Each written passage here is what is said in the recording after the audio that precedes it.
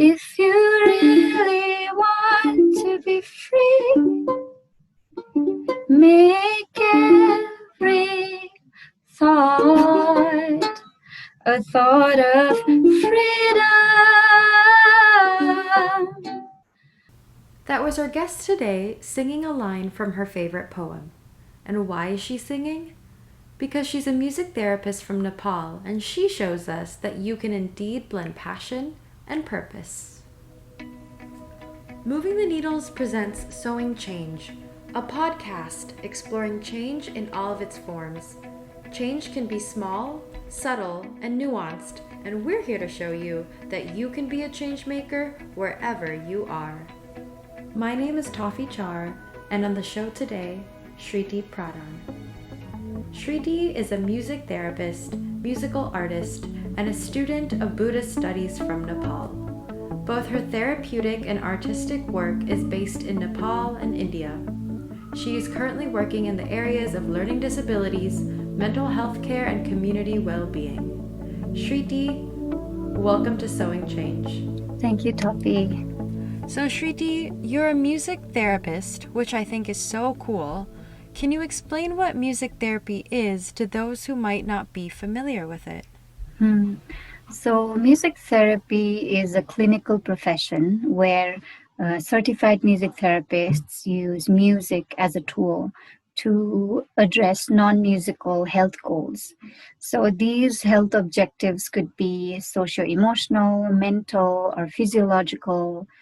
For an example, it is observed that music therapy practices in mental health care can support processing, calming, and regulating difficult emotions. Music is also very much used in trauma and grief works. Music therapy is also practiced within the areas of learning disabilities, neurorehabilitation, pediatrics, also hospice, and community well-being, among many. Wow, it sounds like there are so many different uses for music therapy. Yeah. So, taking a step back, how did you first get into music? So, as a child, I always loved singing and dancing, like any other kid would, like to do. However, it was only at the age of 11 that I took part in this children's song competition where I sang to my own lyrics and, got a position in the competition. That kind of encouraged me to carry on with exploring music. And I also feel that the support from my family and friends stimulated my further interest in it. So that was when it started, I feel, yeah. Gotcha. And when you say music, do you mean singing or also playing instruments? Singing and singing and songwriting. Yeah. So you started young when you were 11, you went to this music Yes. competition and you just kept Yes. doing it. Yes. Yeah. What's your favorite part about music? My favorite part about music is that while I'm making the music, it's also like journaling. And there are times when I just write it and just write it for myself and express, whatever feelings I'm feeling, whatever emotions. It could be difficult emotions, it could be pleasant emotions. So I think it's a way for me to express myself, and that has really helped me process a lot of things in life, also in general. So that is maybe my medium to like a medium of self-care for myself as well. Yeah. Yeah. I think it's so important for people to find that medium that you said, for them to be with their thoughts, to be mindful, to be able to express themselves. And for you, it's music. For other people, it can be something, another art, another craft. Yeah. So now how did you get into music therapy? I first heard about music therapy back in 2010, as one of my mentors in Western vocals is a music therapist herself. I gradually began to do research on it around 2012. In 2014, a music therapy workshop was held in my workplace where I used to teach Western vocals. So, two music therapists had come from India who were originally from the UK, and they were advocating about music therapy work. So I got in touch with them and learned that they would have a music therapy course running in the following year, which is 2015. So I auditioned with them and learned and also applied for a scholarship, and I received one. So that is when I went to New Delhi for my music therapy studies. In the meantime, like at the back of my mind, I had also been wanting to do something that was meaningful for myself and something that would also be of benefit to others. Music for me was the most natural skill that I could relate to and also which I could use with ease. So it made perfect sense for me to actually delve into this profession. Thank you for that. What goals did you have with your music before you discovered music therapy? Actually, when I was young, I really wanted to be like a singer, like a popular singer. But with time, I was somehow redirected into helping people through music, whether it was for a cause or, I always found myself using that to like express myself or also use that to connect with others. So then slowly it didn't become about being popular or, I mean, there's nothing wrong with that, but for me in my personal journey, it just, there was a change, like there was a change in my perspective, and it just so happened that I started feeling like, okay, I could use music to be of help to people, and maybe also like it was something that I could relate myself with so closely. So why not use music? Yeah, it sounds like you were able to merge, something you love to do, music, a skill that you Mm, had with a, yeah. a way to help other people. And Mm, I'm wondering if you could talk a little bit more about how you came to that realization, because I'm sure it wasn't oh, you wake up one day and like, oh, I want to use music to help people. But I'm sure it was yeah.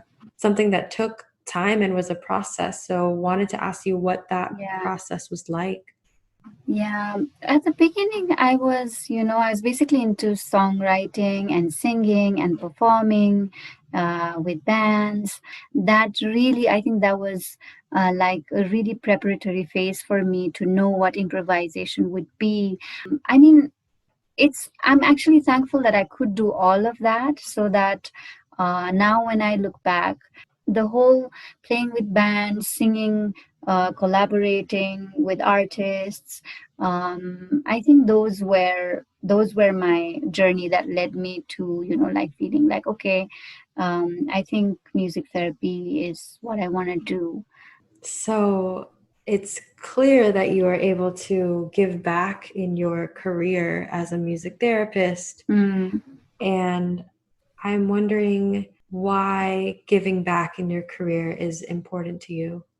For me, from personally always having a sense of inclination towards music, whether in terms of needing to express and connect with peers or to gain confidence and share, or to even use music as a space for deeper life contemplations. So this has allowed me to exercise to a certain level, like patience and kindness and knowledge, which is so crucial for any therapeutic work. And it has also helped me see every journey, whether personal or therapeutic, as an unfolding process rather than a race. So I also feel like, because, humans in general, we all want, to be healthy. We all seek for, like pleasures over pain and all of that. And this is a place where we can actually, give back in terms of health, whether it's emotional health or mental health or like just being there for that person, and just walking together in their journey. So Yeah. yeah, that's what I feel about Yeah. giving back. It Yeah. sounds like anyone can give back Yeah, of in course. their career. Of Do course. you think that they should find a way to give back in their career? Of course. I mean, everyone can give back, and we all can do that in many different ways. One can be a business person and exercise kind-heartedness, for an example, by being fair in their decision making, or one can be a farmer and grow their food with the utmost diligence and care for their customers. And so, no matter what the profession we're in, like all of us are eventually practicing the basic human qualities, isn't it? Like these are the qualities that need nurturing, no matter what profession or race or caste or gender that we may identify ourselves with. And this can only further enrich our experiences of being able to give back, and hopefully give back selflessly. Yeah, something that I heard in there was, or something that I picked up on was that giving back Mm, is it can be a very small act. It doesn't have to be, mm, the way you did it, where you yeah. blended music and therapy to help other people, Mm, but it can be as much yeah. as just exercise and kindness. Yes. Yes, And definitely. the other thing I heard in that was that giving back also brings back joy to Mm-hmm. yourself. Mm-hmm. Mm-hmm. Yeah. I know that you are currently taking a Buddhist philosophy course. Is that right? Yes, yes. So I wanted to ask, where do you hope to take your work next? And with the course in mind, where are you headed next? So, currently, in parallel with my therapy work, I'm also studying Buddhist philosophy and language. And as much as in personal growth, this has been a definite support in my therapeutic work also. I'm also highly interested in emotional well being work. So, I hope to get involved in such platforms. And also, in the current times of pandemic, I would definitely like to work on an online well-being program for adults. That's so wonderful.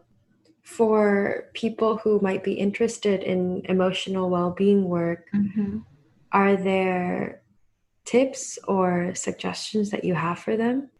The most important thing when we talk about being kind and patient and forgiving and generous and all of that starts from us. So I would say be kind enough to yourself, be generous enough to yourself, be loving towards yourself. And I think that will definitely outpour. But there's still like a slight, like a thin line between just thinking about ourselves as the most important one versus, like we all are on the same boat.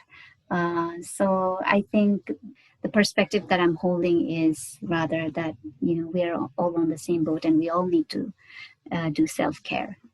Absolutely. I think it's so important to extend that compassion Yes, and kindness towards ourselves yes. because we give so much of it out to other people around us, and sometimes we forget to look after ourselves as well. Mm-hmm. Just going back to the Buddhist philosophy course that you're taking, has there been a main takeaway or key thing that you've learned or that it's taught you that you're implementing right now in your life? Mm-hmm. One of the most important things for me is to have a childlike approach to life and keep learning with open mind, open heart. There's really a lot to learn no matter what our ages are. Buddhist philosophy, in particular, has taught me, though, to see, all things or all phenomena as being impermanent, and like really feeling each moment with joy and gratitude, which I'm still practicing. Absolutely. I think so many times we grow up and we lose our inner child. Mm, Uh, Life happens, whatever it is, and we mm, slowly, get attuned to reality and become a different version of ourselves, but I think it is important to keep in mind that childlike nature that we all have. And with that, going off of that, what hopes do you have from the younger generation? Like, what do you hope to see from them?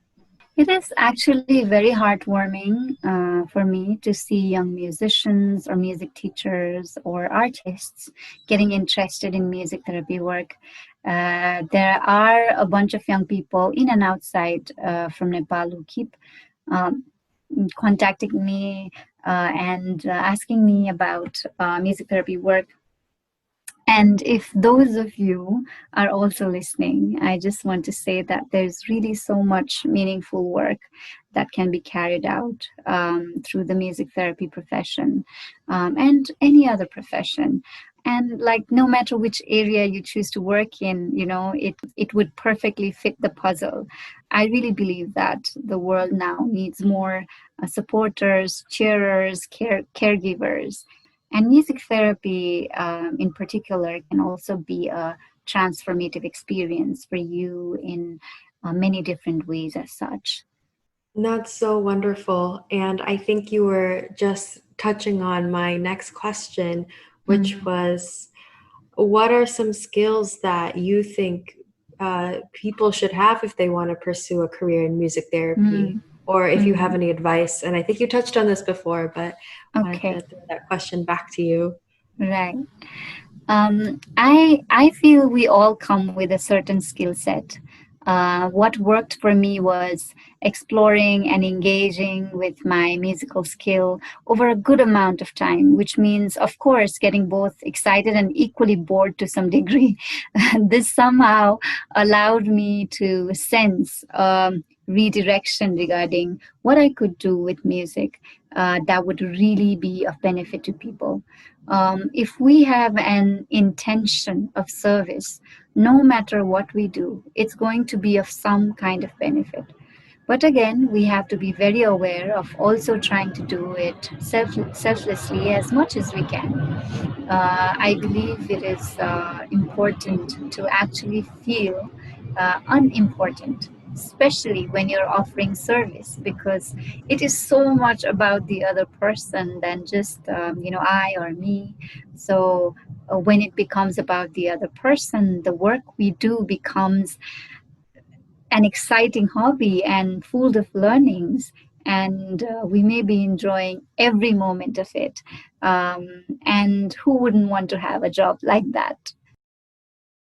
That is such a valuable perspective because a lot of times when we help people, we feel good about ourselves, right? We're like, oh, Mm, we feel happy because we get to help people. But I think something that mm, you brought up that I think is a very valuable perspective is that mm, it is about the other person, it is about their needs, mm, and it's not about us when we're doing this work. mm, mm, That's so inspiring. Thank you so much, mm. Shriti.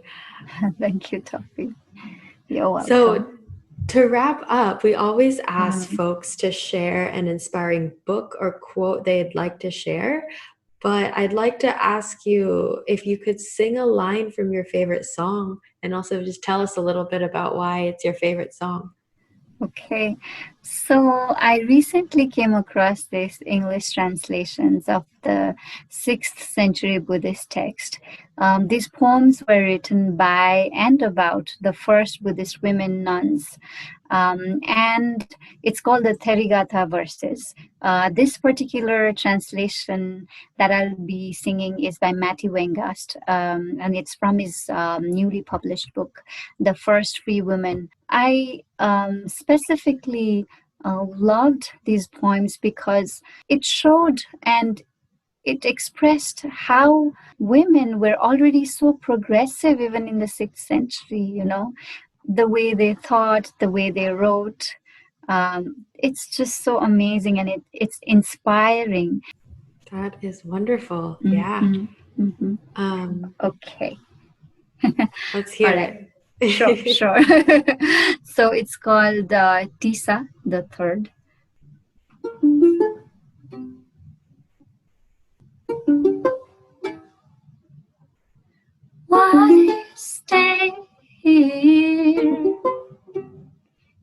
your little dungeon.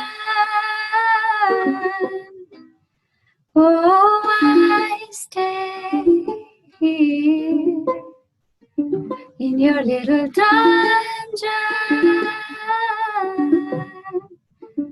If you really want to be free, make every thought a thought of freedom. Oh, break your chains, tear down the walls, and walk the world a free woman. That was so beautiful, Shreeti. I love being serenaded during an interview. That's never happened before. That was so beautiful. Like that. Yes, I mean, these are so inspiring. Yeah. And the lyrics as well, like, why stay here in your dungeon? Make every thought a thought of freedom. Break your chains. Yes. Just even the lyrics. It's just amazing. Yeah. Well, thank you so much for being here today. I want to wrap up the interview by asking you if there's anything you'd like to say that I didn't have an opportunity to ask you. Yeah, I mean, I just, about music therapy, there's something I want to say that, like how I'm learning the usage of music in therapy to be extremely inclusive and safe and an effective approach, and and that as humans, how we all strive for a purpose in life, and I believe it is so important to give back in whatever manner we can. So yeah, that is what I want to say. Thank you so much, Shreeti. Thank you for being on Sowing Change. It was a pleasure having you. Thank you, Toffy. It was a pleasure. Thank you so much for this opportunity. Thank you. That was our guest today, Shreeti Pradhan, on music therapy, giving back, and one's purpose in life. Shreeti talks about how important it is to be kind to yourself, to always cultivate your inner childlike nature to feel each moment with gratitude, and that it's important to be unimportant when helping others. If we have a thought of service, no matter what we do, it will be of benefit. Thank you so much for tuning in to Sowing Change, where we explore change in all of its forms. If you want to learn more about Shreeti and her work, please head over to our website at movingtheneedles.org/podcast. If you liked today's episode, please do subscribe to Sowing Change on Spotify, Apple Podcasts, or wherever you get your podcasts. And while you're there, please do give us a review. Our show today would not have been possible without the help of Linda Tran and Fair Pisuttisarun. Special thanks also to Judy Chen for designing our podcast cover. My name is Toffy Char, and this is Sowing Change.